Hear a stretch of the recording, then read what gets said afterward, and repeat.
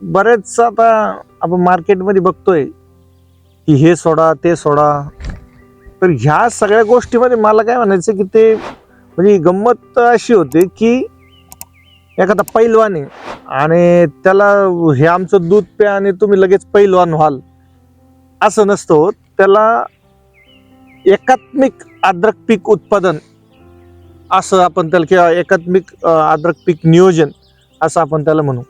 तर त्याच्यावरती ते खास सगळं उत्पादन अवलंबून असतं. कसं असतं की आपण झाडाला काहीतरी एकदम अतिशय प्रमाणात देऊन, जसं तो एक कोणता बॉडी बिल्डर होता जगातला सगळ्यात नंबर 1 राहिलेला, त्याने खूप स्टेरॉइड घेतलं आणि नंतर आता अशी स्थिती त्याची की त्याला चालता सुद्धा येत नाही. अगदी त्याच पद्धतीनं त्या झाडाला नॅचरली आपल्याला नॅचरली म्हणण्यापेक्षा अशा काही गोष्टी ज्या अगदी थोड्या थोड्या प्रमाणात देऊन नॅचरली त्याला आपण ज्यावेळेस ग्रो करू त्यावेळेस ते जे उत्पादन देईल ते असं एकदमच काही करून आणि असं विचित्र करून आपल्याला जमणार नाही मला असं वाटतं.